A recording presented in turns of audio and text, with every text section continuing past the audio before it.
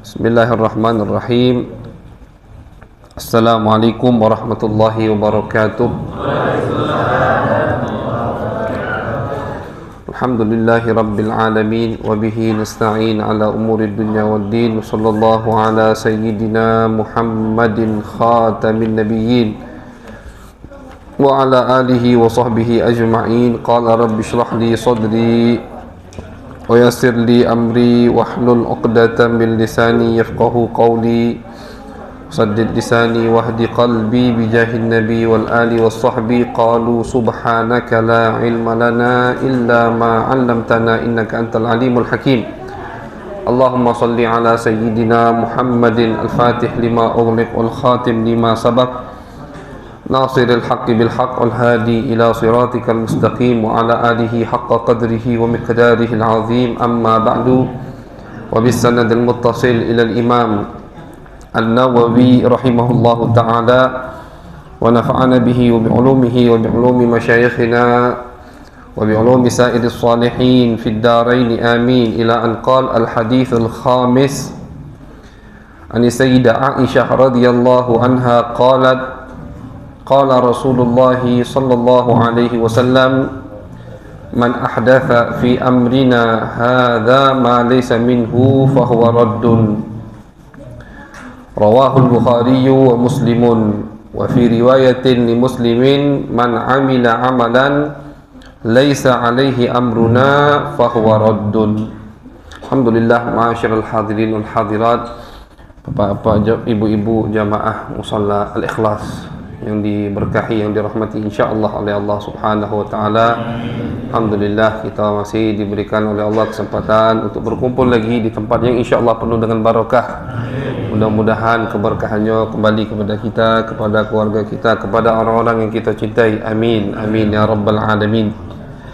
Sambung kajian kita hadis al-khamis yang kelima. Betul tadi.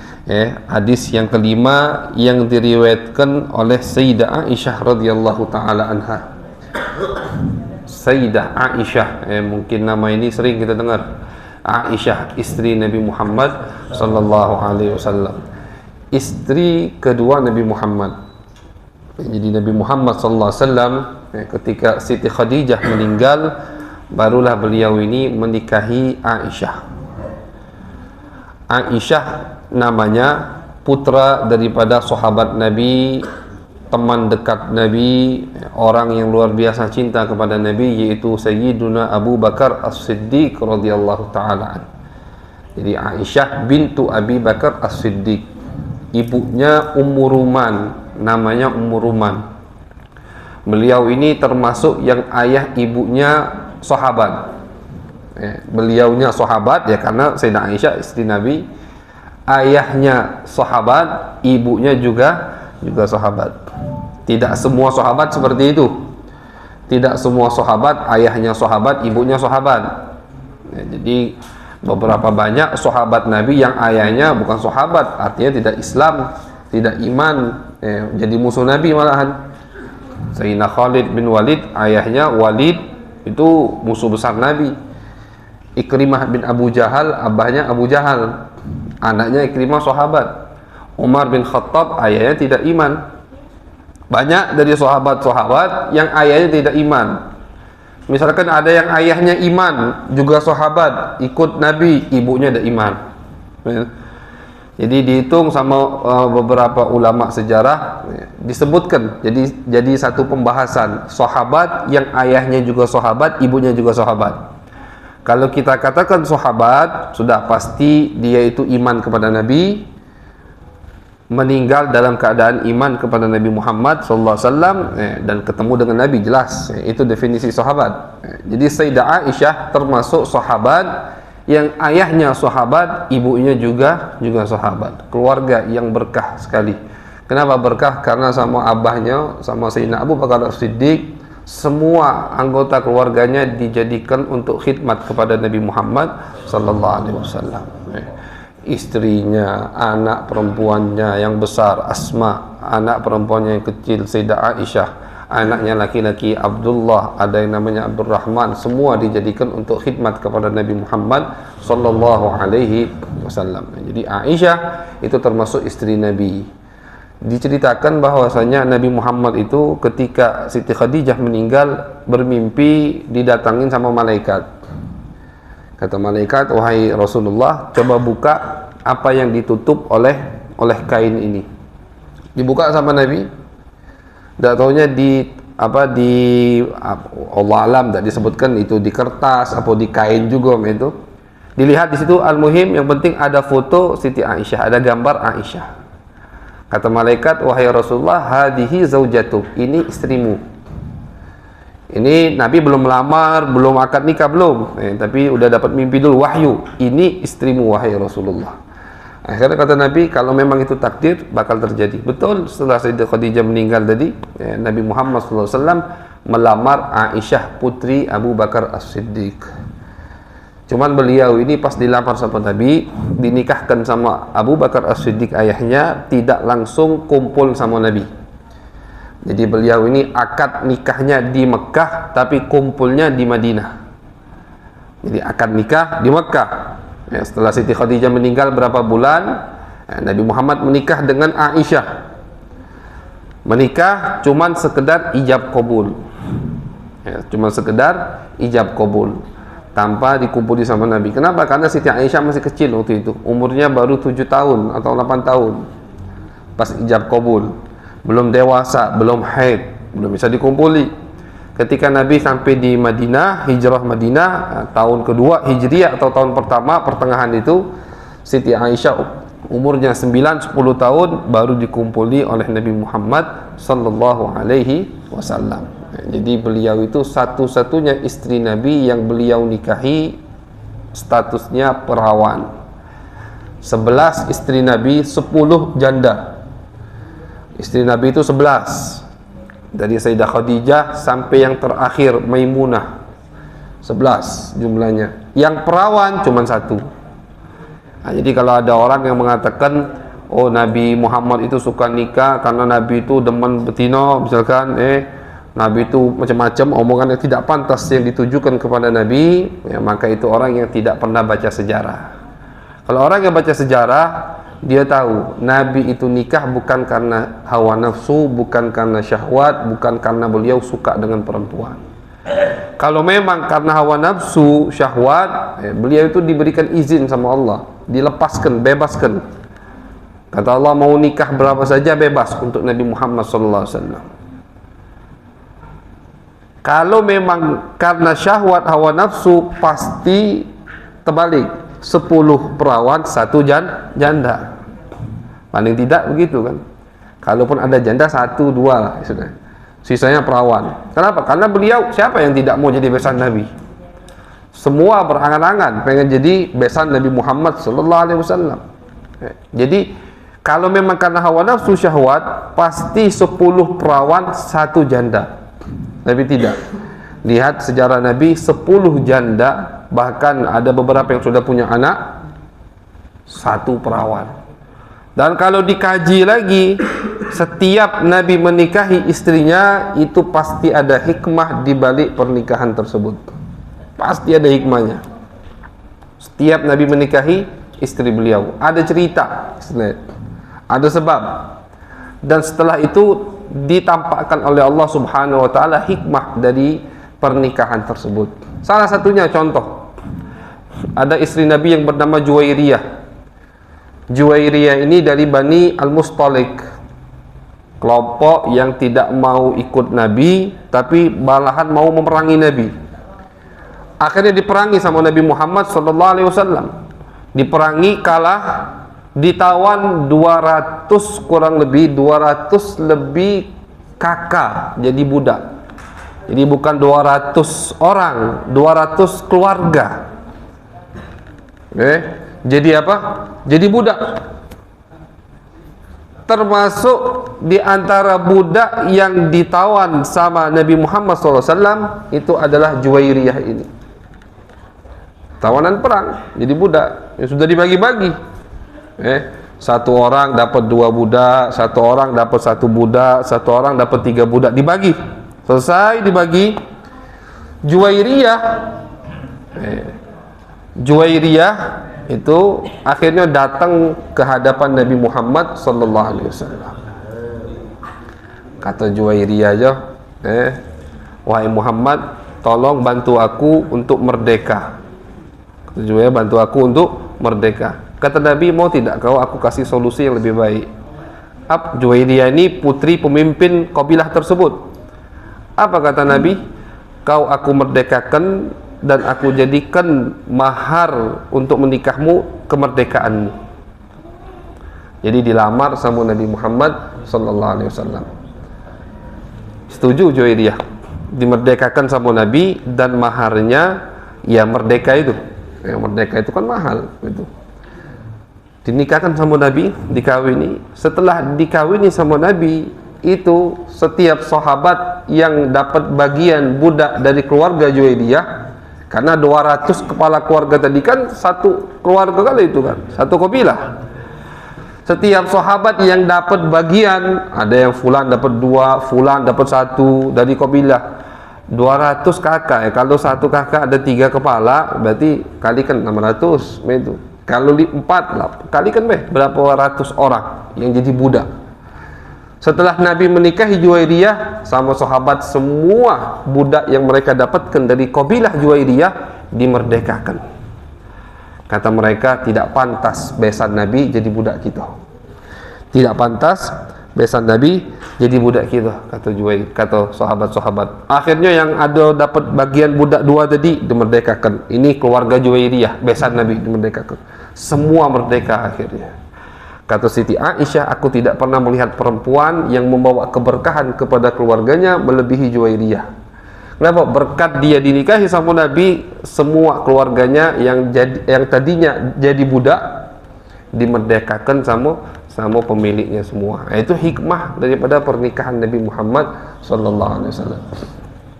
Jadi kalau beliau menikah dilandasi hawa nafsu syahwat, maka 10 perawan 1 janda. Tapi tidak, ternyata 10 janda 1 perawan. Siapa perawan itu? Yaitu yang kita baca sekarang hadisnya, Aisyah bintu Abu Bakar As-Siddiq radhiyallahu taala anhuma.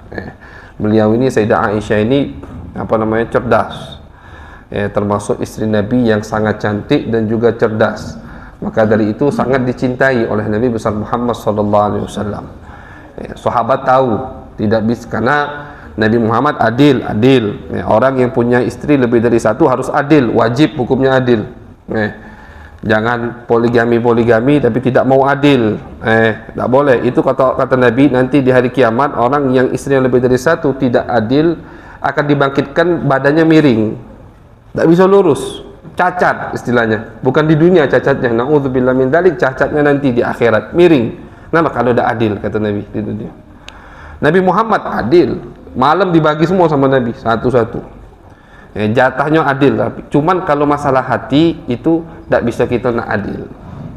Jadi kata Nabi, ya Allah, aku telah usaha adil untuk masalah zahir, tapi kalau hati, la tu'akhidna fima la namlik, ya Allah, jangan kau tolong, jangan dihisap yang tidak bisa kami atur, tidak bisa dibagi. Masalah hati kan tidak bisa dibagi. Pasti lebih cenderung hati ke sini, itu udah hati kan, tidak bisa dibagi. Jadi sahabat tahu Nabi Muhammad SAW itu di zaman Siti Aisyah, istri yang paling beliau cintai adalah Aisyah bintu Abi Bakar As-Siddiq radhiyallahu ta'ala anha. Sampai-sampai sahabat itu kalau mau ngasih Nabi hadiah, itu nunggu Nabi di rumah Aisyah. Ada sahabat nak nunjuk Nabi buah-buahan, nak nunjuk Nabi makanan, nak nunjuk Nabi pakaian. Itu kapan nganternya? Ketika giliran Nabi di rumah Aisyah radhiyallahu ta'ala anha. Kenapa? Karena tahu kalau Nabi di rumah Aisyah, pasti itu tempat yang paling beliau senang untuk dapat hadiah. Akhirnya istri-istri yang lain cemburu. Namanya perempuan, wajar cemburu. Istri-istri yang cemburu datang ke Ummu Salamah. Ummu Salamah ini juga istri Nabi. Ummu Salamah istri Nabi, datang istri-istri yang lain. Wahai Ummu Salamah, coba omongi Nabi. Omongi Nabi, minta omongi ke sahabat. Janganlah nak nunggu hadiah di rumah Aisyah nian. Jadi setiap Nabi di rumah Aisyah, giliran Aisyah banyak hadiah datang ke rumah Aisyah. Tapi kalau Nabi di rumah Zainab misalkan, tak kati hadiah yang datang. Kenapa? Karena sahabat nunggu Nabi di rumah Aisyah nian dengan jual hadiah. Akhirnya istri yang lain protes. Tak berani ngomong. Yang berani ngomong cuma Ummu Salamah. Karena Ummu Salamah ini dewasa orangnya. Coba Ummu Salamah, kau masukilah Nabi itu. Suruh nasihati sahabat. Jangan ngasih hadiah pas aku di rumah Aisyah nian. Terserah kamu mau ngasih hadiah aku di rumah siapapun. Dia omongi, kamu Ummu Salamah, Nabi diam, tak dijawab. Sekali Nabi diam, masih juga besoknya begitu. 2 kali dia omongi sama Ummu Salamah kepada Nabi Muhammad sallallahu alaihi wasallam, masih juga sahabat tetap memberikan hadiah di rumah Siti Aisyah. 3 kali dia omongi lagi sama Nabi Muhammad sallallahu alaihi wasallam, Nabi diam, akhirnya Nabi marah. Kata Nabi Muhammad sallallahu alaihi wasallam, udah jangan ganggu aku dengan kalian mengusik Aisyah, kata Nabi Muhammad sallallahu alaihi wasallam.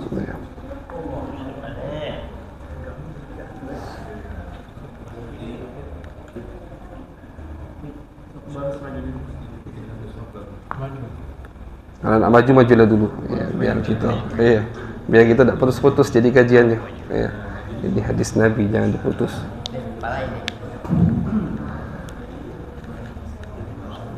Iya, tak atur barisan dari awal. Jangan di tengah-tengah repot, ngatur. Dari awal. Naam, khalas. Nah, kita lanjut. Jadi ma'asyiral hadirin wal hadirat, Sayyidah Aisyah radhiyallahu taala anha, istri yang dicintai oleh Nabi besar Muhammad sallallahu alaihi wasallam, cuman tidak melebihi cinta Nabi kepada Sayyidah Khadijah radhiyallahu taala anha. Insyaallah nanti di setiap hadis yang disebutkan di situ perawinya kita bahas siapa perawinya. Karena sekarang perawi hadis yang akan kita bahas adalah Sayyidah Aisyah radhiyallahu taala anha, maka beliaulah yang kita bahas di pertemuan malam ini. Jadi beliau istri yang dicintai oleh Nabi, istri termuda Nabi besar Muhammad sallallahu alaihi wasallam, istri yang juga banyak menerima cobaan. Karena beliau ini istri yang paling dicintai, pasti paling dicemburui oleh istri-istri Nabi yang lain. Jadi beliau termasuk istri yang paling sabar daripada istri Nabi besar Muhammad sallallahu alaihi wasallam. Bahkan beliau pernah mendapat cobaan difitnah berbuat yang tidak pantas. Sebutkan dalam Al-Quran, difitnah berbuat yang tidak pantas. Ketika Siti Aisyah pulang dari satu perjalanan bersama Nabi, beliau telat dan yang bawa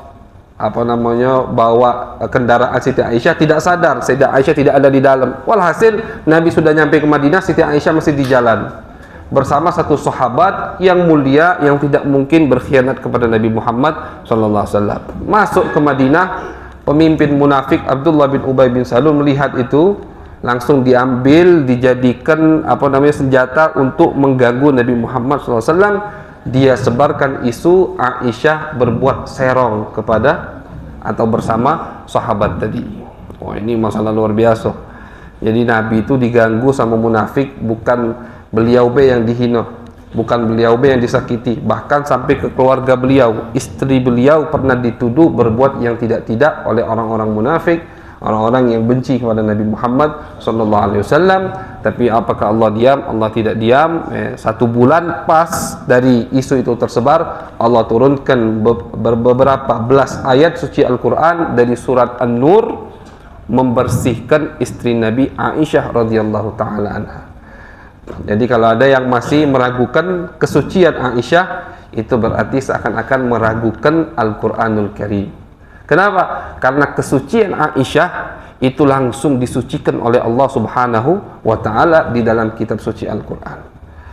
Ulama akidah Ahlus Sunnah wal Jamaah sepakat, jangankan istri Nabi, istri-istri Nabi yang tidak iman pun, seperti istrinya Nabi Nuh, kafirah, tidak iman kepada Nabi Nuh, kafir.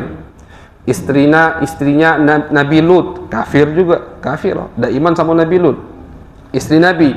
Cuman ulama akidah Ahlussunnah wal Jamaah sepakat, walaupun mereka kafir, tidak ikut suaminya, tapi di masalah rumah tangga mereka tidak berkhianat.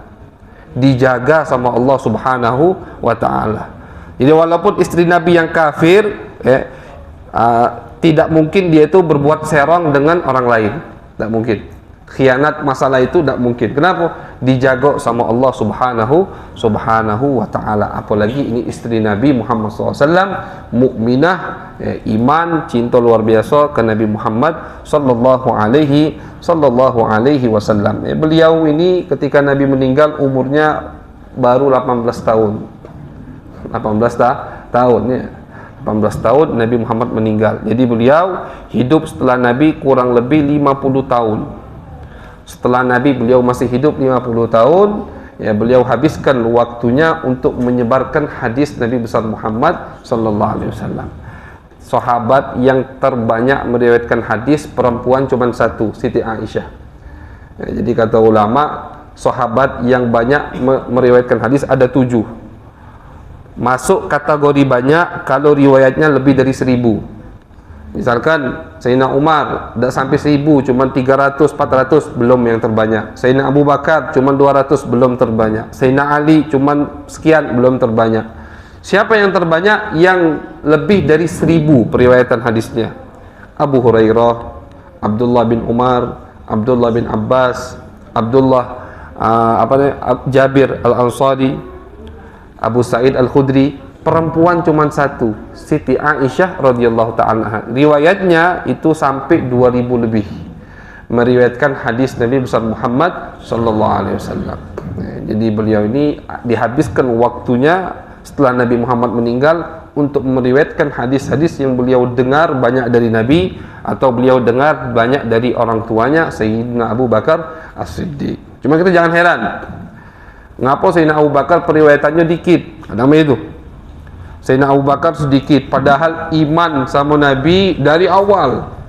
Beliau itu kan termasuk atau bisa dibilang laki-laki pertama kali yang iman ke Nabi, Sayyidina Abu Bakar As-Siddiq. Sampai Nabi meninggal tidak pernah pisah dari Nabi.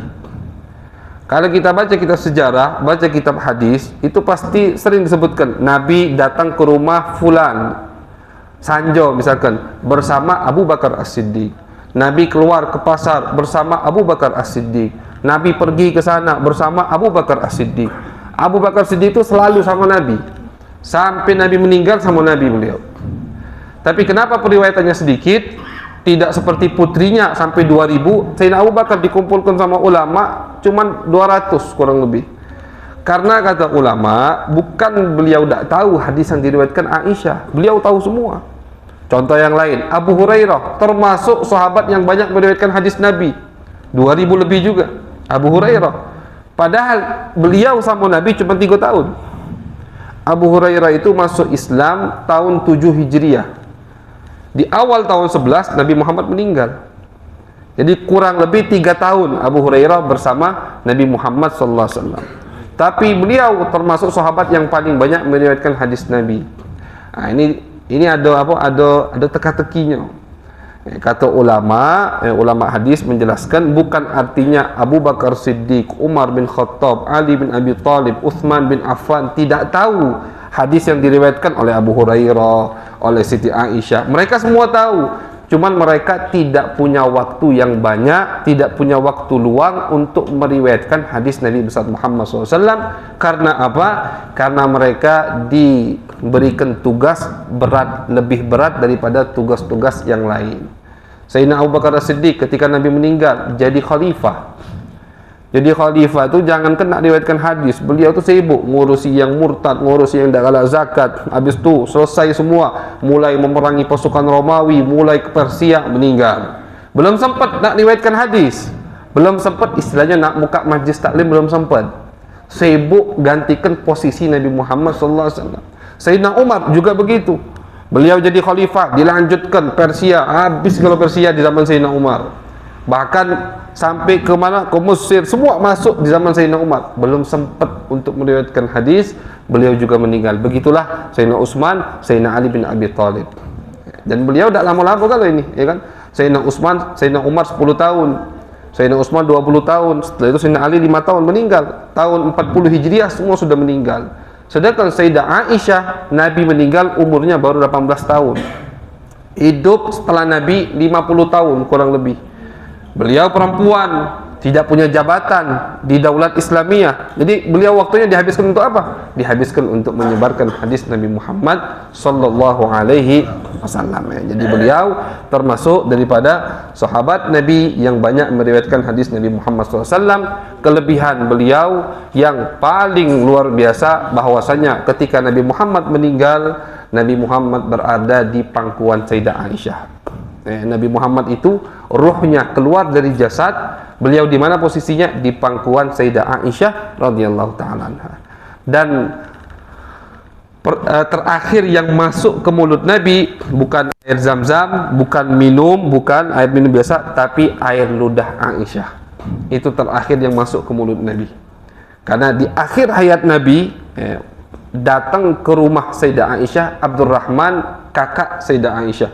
Abdurrahman ini bawa siwak, datang tuh nenteng siwak. Nabi ngelirik, ngelihat siwaknya Abdurrahman. Jadi siwak ini termasuk yang disukai sama Nabi Muhammad sallallahu alaihi wasallam.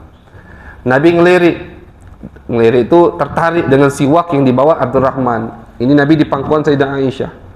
Sayyidah Aisyah melihat Nabi ngelirik, paham, oh Nabi demen ini sama siwak ini. Akhirnya diminta sama Sayyidah Aisyah dari kakaknya. Siwaknya agak keras, dilembutilah dengan air liurnya dari mulutnya Sayyidah Aisyah, siwak tadi. Dilembuti, setelah dilembuti baru dikasih Nabi, dipakai sama Nabi Muhammad sallallahu alaihi wasallam. Jadi terakhir yang masuk ke mulut Nabi dari hal duniawi ini air liurnya Sayyidah Aisyah. Dan Nabi Muhammad ruhnya meninggalkan jasad beliau di pangkuan Sayyidah Aisyah radhiyallahu taala anha. Karena beliau itu di akhir hayatnya ketika sakit izin ke istri-istri yang lain. Jadi beliau tuh pas sakit, walaupun sakit tetap jatahnya dijalankan sama Nabi. Malam ini di rumah fulana, malam ini di rumah fulana. Ketika makin parah sakitnya, akhirnya Nabi izin, aku izin minta dirawat di rumah Aisyah. Boleh tak? Izin sama istri-istrinya. Minta dirawat selama sakit di rumah Aisyah. Diizinkan sama istri-istrinya. Akhirnya dari situlah beliau dirawat di rumah Sayyidah Aisyah sampai beliau meninggal dunia. Di mana tempatnya? Ya sekaranglah tempat kita ziarah. Di tempat itulah rumah Sayyidah Aisyah radhiyallahu taala anha. Karena ada hadis disebutkan Nabi mengatakan para anbiya, para utusan Allah itu dikuburkan di tempat di mana mereka meninggal. Mereka meninggal di situ, angkat jasadnya, gali bawahnya. Itu. Soalnya waktu itu sahabat khilaf, bingung kita kuburkan Nabi di mana? Apa di Baqi, apa di mana? Akhirnya ada salah satu sahabat, kalau tidak salah Sayyiduna Abu Bakar As-Siddiq, beliau mengatakan, aku pernah dengar Nabi mengatakan para utusan Allah itu dikubur di tempat di mana mereka meninggal, dikubur di situ. Akhirnya diangkat jasad beliau, kasurnya diangkat, disitulah tempat rumah Sayyidah Aisyah radhiyallahu taala anha. Jadi rumahnya itu tempat kita ziarah Nabi sekarang. Disitulah Nabi Muhammad dikuburkan. Dan beliau masih tinggal di situ sampai beliau meninggal. Beliau tinggal di situ. Ketika ayahnya meninggal, dikuburkan di sampingnya lagi. Ini ayahnya kan. Jadi beliau ni Sayyidah Aisyah ziarah Nabi masih tak pakai kerudung. Kenapa? Laki sama ayahnya, sama abahnya, mahram. Ketika Sayyidina Umar meninggal, Sayyidina Umar izin. Sayyidina Umar izin ingin dikuburkan di samping Abu Bakar As-Siddiq. Izin. Ini lihat adabnya sahabat. Walaupun dia Amirul Mukminin, pemimpin, tapi itu hak Aisyah, rumahnya Aisyah. Izin, boleh tak anda dikuburkan di samping Abu Bakar As-Siddiq, di samping Nabi Muhammad sallallahu alaihi wasallam. Kalau Aisyah tak mengizinkan, kata Sayyidina Umar, kalau Ummul Mukminin Aisyah tidak mengizinkan, jangan dipaksa. Aku kuburkan di Baqi. Akhirnya izin anaknya ke Sayyidah Aisyah, diizinkan sama Sayyidah Aisyah. Dikuburkanlah Sayyidina Umar di samping Sayyidah Aisyah, di samping Sayyidina Abu Bakar As-Siddiq. Sejak itu Sayyidah Aisyah tiap mau ziarah Nabi pakai kerudung. Ngapa pakai kerudung? Sekarang ada orang lain. Kalau dulu Nabi lakinya Sayyidina Abu Bakar Siddiq, abahnya. Sekarang ada Umar bin Khattab, orang lain. Walaupun ini sudah meninggal, cuman ini lihat, perhatikan sahabat itu punya keyakinan bahwasanya antara hidup dunia dan hidup barzakhiyah ada ikatan. Bukan artinya orang kalau meninggal sudah hilang habis, nanti situ lagi dah. Ulama mengatakan orang meninggal itu hanya kayak beda ruangan dari ruangan ini ke ruangan sebelah, itu nah. Pintunya itu kematian. yang ruang sebelah bisa melihat kita. Maka dari itu Sayyidah Aisyah ketika Sayyidina Umar dikuburkan di tempat beliau, di kamar beliau, kalau mau ziarah Nabi setelah itu pakai kerudung. Ngapa? Ada Umar. Padahal telah meninggal. Cuma karena beliau tahu, beliau yakini antara hidup dunia dan hidup hayat barzakhiyah, alam barzakh, itu ada ikatan yang kuat. Akhirnya beliau pakai kerudung. Sampailah beliau ini hidup di zaman Sayyidina Hasan bin Ali bin Abi Thalib, cucu Nabi Muhammad sallallahu alaihi wasallam. Sayyidina Hasan ketika mau meninggal izin nak dikuburkan di samping Sayyidina Umar. Artinya masih ada sih kok tempat lagi itu. Minta izin kepada Sayyidah Aisyah. Ya, beliau waktu itu pemimpin juga. Beliau cucu Nabi. Ya, izin ngomong ke Husain, adiknya. Wahai Husain, izin sama Aisyah, Ummul Mukminin. Aku nak dikuburkan di komplek itu juga. Bersama kakekku dan dua temannya Abu Bakar dan Umar. Tapi wahai Husain, kalau bakal timbul fitnah, jangan diteruskan. Kuburkan aku di Baqi. Meninggal Sayyidina Hasan, putra Ali bin Abi Thalib, Sayyidina Ali bin Abi Thalib. Sayyidina Husain izin ke Ummul Mukminin Aisyah. Kata Sayyidah Aisyah, cucu Rasulullah, silahkan. Cuman waktu itu pemimpin Madinah munafik, orang fasik yang bernama Marwan. Marwan ini pemimpin yang zalim, Marwan bin Hakam. Tak terima dia, jangan, karena benci sama Ahlul Bait, benci sama keluarga Nabi. Kalau Hasan sampai berhasil dikuburkan di situ, wah ini menaikkan martabat Ahlul Bait lagi, begitu kan? Akhirnya dilarang.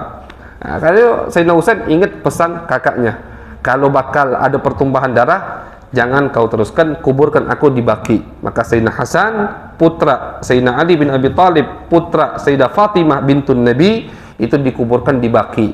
Di Baqi itu kuburan yang ada di Madinah itu. Ada komplek pemakaman keluarga Nabi Muhammad sallallahu alaihi wasallam. Namun kata ulama, anehnya ketika Sayyidah Aisyah pun meninggal, beliau tidak dikuburkan di situ. Jadi kata ulama, ada tempat kosong. Posisi kuburan di dalam itu begini. Ini Nabi, ini Sayyidina Abu Bakar As-Siddiq, ini Sayyidina Umar. Ini posisinya begitu. Jadi tidak ada rato, tidak. Sayyidina Abu Bakar tidak galak rato. Ta'adduban ma'an Nabi, mundur dikit. Jadi pala Sayyidina Abu Bakar mungkin di sini Nabi, atau di bahu Nabi. Kepala Sayyidina Abu Bakar As-Siddiq. Sayyidina Umar juga ta'adduban dengan Nabi dan dengan Sayyidina Abu Bakar As-Siddiq, dah galak atau Sayyidina Abu Bakar mundur lagi. Posisinya begitu. Ini kosong posisi. Nah, yang kosong itu di sini. Yang diinginkan oleh Sayyidina Hasan di sini. Tapi Sayyidina Hasan tidak dapat. Sayyidah Aisyah juga menginginkannya, tapi tidak jadi juga. Kata ulama, ini memang sengaja dikosongkan, Allah siapkan untuk Nabi Isa alaihi salam. Nabi Isa kan belum meninggal. Nabi Isa sekarang diangkat. Nanti diturunkan, beliau turunkan, menegakkan agama Islam, meneruskan dakwah Nabi Muhammad SAW, dan beliau meninggal karena manusia pasti meninggal, dikuburkanlah di sini. Jadi beliau bakal dikuburkan di komplek kuburan Nabi Muhammad sallallahu alaihi wasallam. Padahal Sayyidah Aisyah bisa, tapi tidak.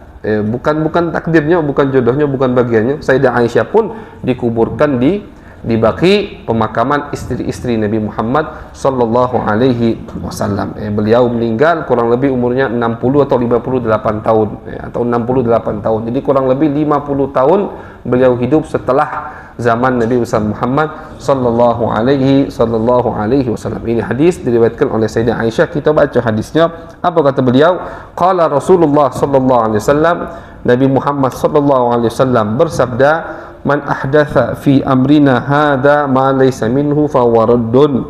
Kata Nabi, barang siapa yang mengada-ngada di dalam urusan agama, maka itu pasti ditolak oleh Allah. Barang siapa yang mengada-ngada dalam urusan agama. Ini hadis persis dengan hadis kullu bid'atin dhalalah wa kullu dhalalatin finnar. Jadi ini pemahamannya persis dengan hadis itu. Yang mengada-ngada. Sebelum kita jelaskan arti mengada-ngada, kita harus ngerti dulu arti bid'ah itu apa. Bid'ah itu dari bada'a atau abda'a. Sesuatu yang baru terjadi, tidak ada sebelumnya contoh. Belum ada sebelumnya contoh untuk perbuatan atau kejadian tersebut. Misalkan HP, ini HP bid'ah. Kenapa ini HP bid'ah? Karena HP ini tidak ada di zaman dulu. Bid'ah. Nah, jadi bid'ah itu sesuatu perkara yang baru yang belum ada contohnya, itu bid'ah. Gelas, bid'ah. Dari kapan bid'ahnya? Misalkan dari 100 tahun yang lalu gelas ini baru ditemukan, bid'ah. Kenapa? Karena di 110 tahun yang lalu belum ada gelas. Itu bid'ah. Itu arti bid'ah. Jadi biar tidak salah memahami hadis kullu bid'atin dhalalah, kita harus paham dulu apa arti bid'ah. Jadi bid'ah itu kita mengadakan sesuatu tanpa ada contoh sebelumnya, itu bid'ah. Nah, ini sama ulama dibagi dua. Ada bid'ah, jadi kata ulama ada dua. Bid'ah lughatan, bid'ah syar'an. Bid'ah lughatan maksudnya bid'ah menurut bahasa Arab. Artinya apa? Ini tadi. Dan itu yang dibagi sama ulama. Ada bid'ah hasanah, ada bid'ah sayyi'ah. Bid'ah hasanah, bid'ah yang baik. Bagaimana bid'ah yang baik? Ya, perkara ini tidak menentang syariat, maka itu boleh. Contoh HP ini bisa jadi bid'ah hasanah, bisa jadi bid'ah sayyi'ah. Kalau HP digunakan untuk hal-hal yang baik, maka HP jadi bid'ah hasanah, perkara baru yang baik. Kenapa baik? Karena tidak bertentangan dengan syariat Islam. Tapi kalau HP ini jadi sarana untuk maksiat kepada Allah, berarti HP ini bid'ah sayyi'ah, perkara yang baru dan menentang syariat Islam.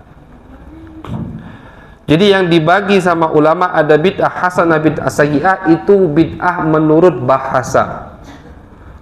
Adapun bid'ah menurut syariat, kalau perkara yang baru dan itu di dalam masalah syariat, itu pasti tidak baiknya. Tidak boleh kita ngado-ngado sholat baru, sholat 5 waktu yang wajib. Tiba-tiba ada kelompok yang mengatakan sholat ada 6 waktu yang wajib. Nah, ini bid'ah sayyi'ah, jelas tidak perlu dibagi lagi. Kenapa tidak perlu dibagi lagi? Karena bid'ah kalau di masalah agama pasti jeleknya, pasti tidak diterimanya oleh Allah dan Nabi Muhammad sallallahu alaihi wasallam. Jadi itu pengertiannya.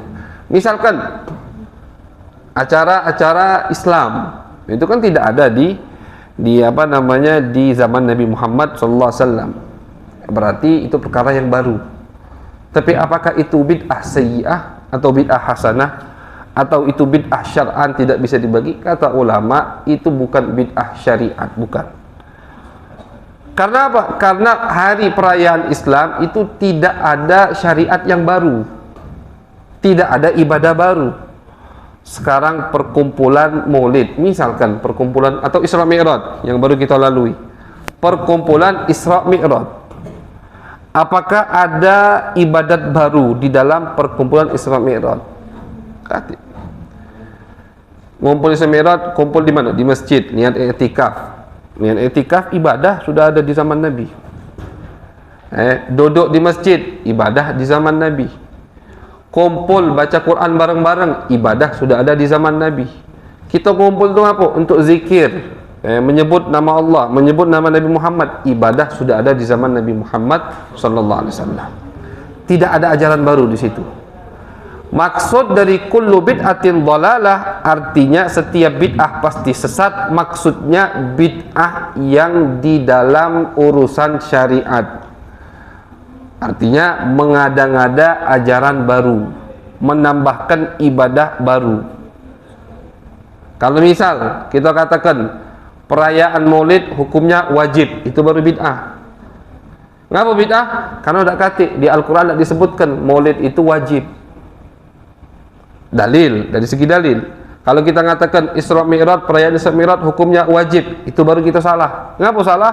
Ya karena di Al-Quran tidak kata Nabi ngomong Isra Mi'raj wajib.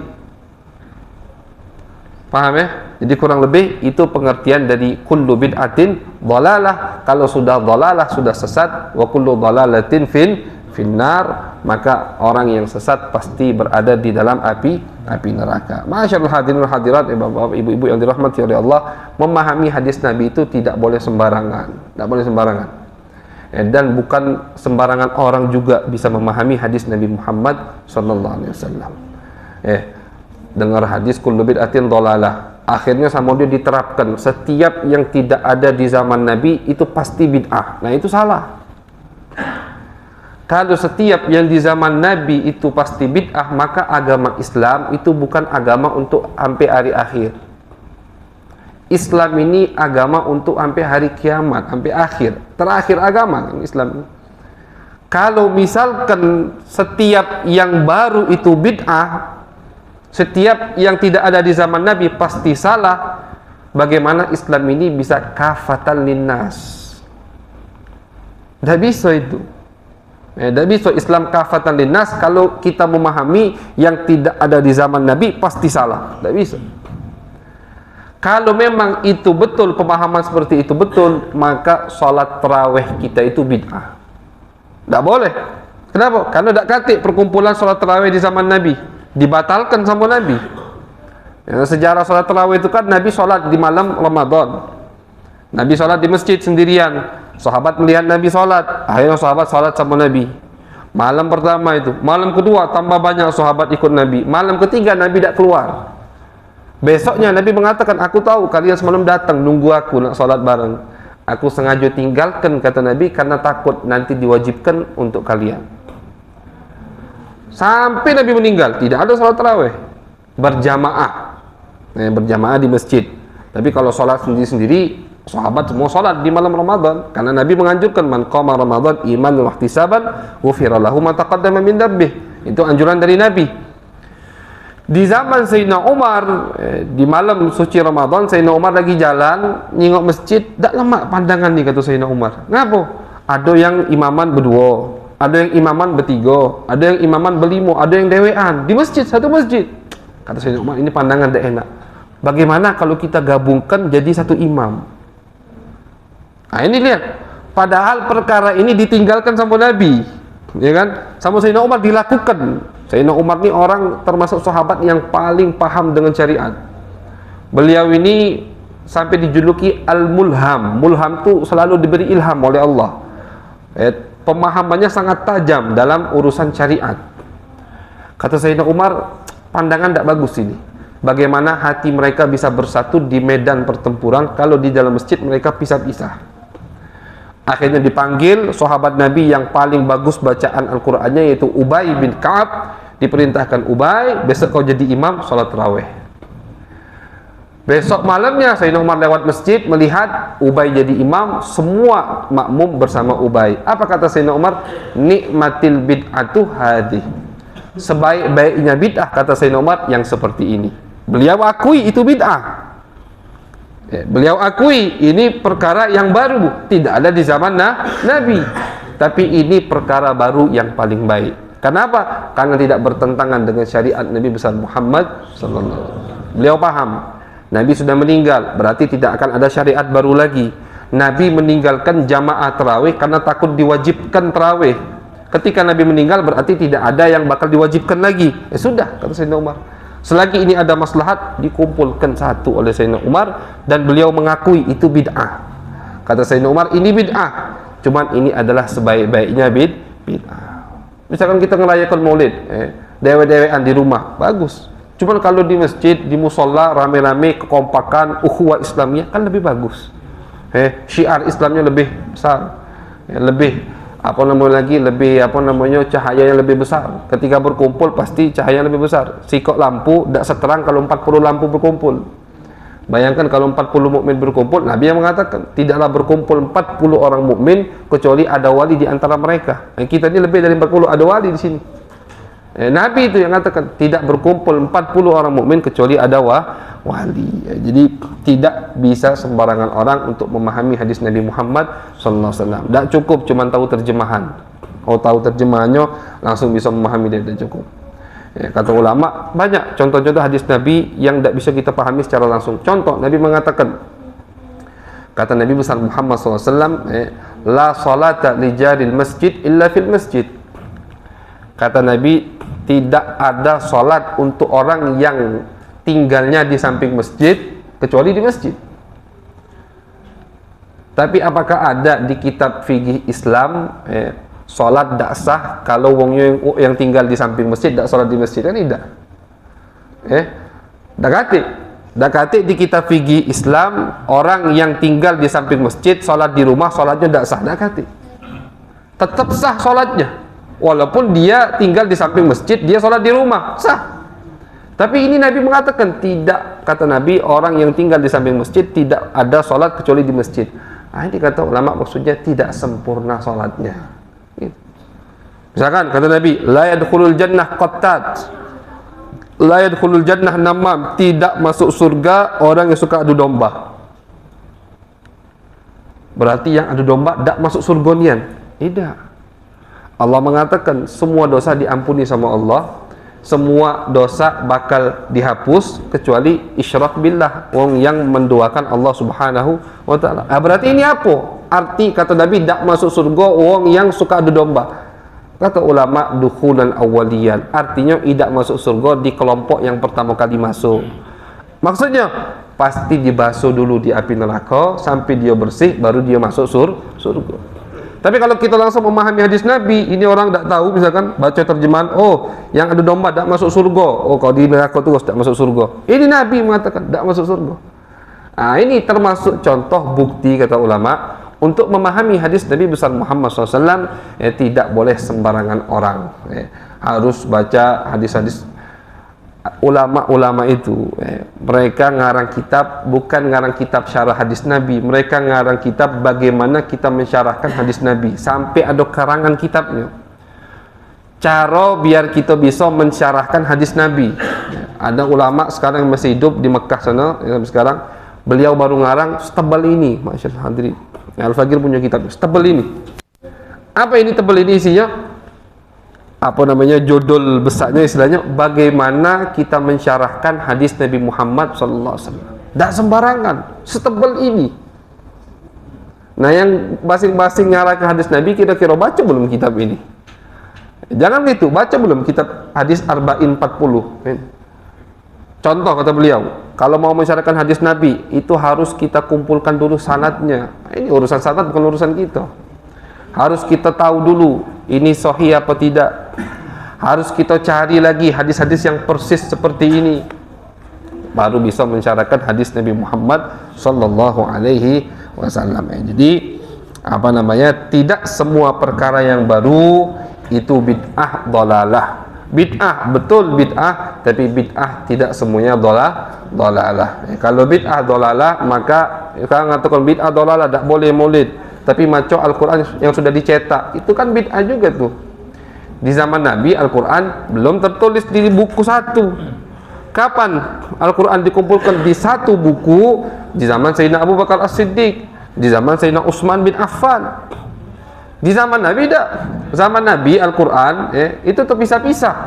Ada satu sahabat yang menyimpan tulisan surat Al-Baqarah, ada satu sahabat yang menyimpan tulisan surat Al-Imran. Beberapa sahabat hafal dari awal sampai akhir, Nabi hafal dari awal sampai akhir. Cuman kalau tulisannya itu terpisah-pisah. Di zaman Sayyidina Abu Bakar As-Siddiq baru dikumpulkan semua tulisan itu dijadikan satu. Di zaman Sayyidina Utsman dirapikan lagi dijadikan satu. Artinya di zaman Nabi belum ada. Kalau memang kita mengatakan bid'ah itu pasti dolalah, berarti kita baca Quran pun dapat dosa. Kenapa? Karena ini dolalah dong. Harus mengikuti baca Quran gaya sahabat di zaman Nabi Muhammad sallallahu alaihi wasallam. Berarti kan tidak masuk akal gitu kan. Berarti pemahaman kelompok yang mengatakan setiap bid'ah, setiap sesuatu yang tidak ada di zaman Nabi pasti sesat, itu pemahaman yang tidak masuk akal, perlu dikaji kembali. Itu harus dikaji ulang lagi bagaimana cara memahami hadis tersebut. Karena dari hadis ini banyak akhirnya pertikaian. Dari hadis ini dari hadis ini banyak yang sesat. Dari hadis ini banyak bahkan yang mengkafirkan umat muslim yang lain, berani mengkafirkan. Kenapa? Salah paham dari hadis Nabi Muhammad sallallahu alaihi wasallam. Jadi kata Nabi besar Muhammad sallallahu alaihi wasallam, man ahdatha fi amrina hadza ma laysa minhu fahuwa raddun. Tidak boleh mengada-ngada perkara yang tidak disyariatkan oleh Nabi besar Muhammad sallallahu alaihi wasallam. Tak boleh.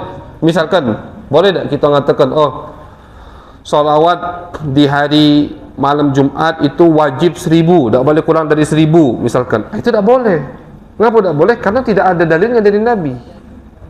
Nabi tak mengatakan wajib salawat di malam Jumat 1000. Cuman anjuran dari Nabi ada. Kata Nabi, perbanyaklah salawat kepadaku di malam Jumat. Itu ada anjuran.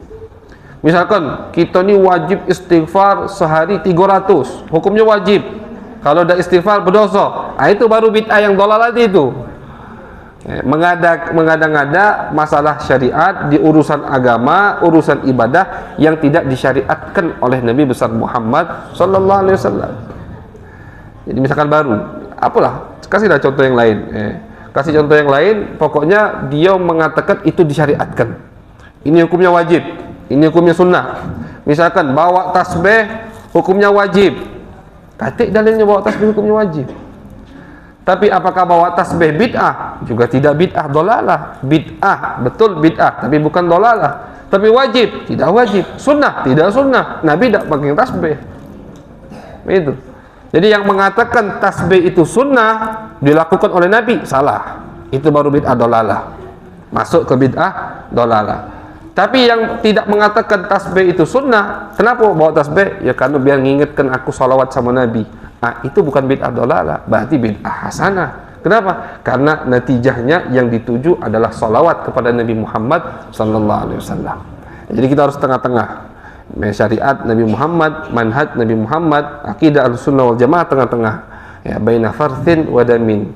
Antara kotoran dan antara darah. Di situ ada susu sa'iran yang bisa diminum enak oleh umat manusia. Itulah akidah Ahlussunnah wal Jamaah, ya, akidah yang dibawa oleh Nabi besar Muhammad sallallahu alaihi wasallam. Jadi itu kurang lebih pengertian atau kajian kita malam hari ini, hadis kelima yang diriwayatkan oleh Sayyidah Aisyah tadi radhiyallahu taala anha. Kita ulang hadisnya, man ahdatha fi amrina hadza ma laysa minhu fahuwa raddun.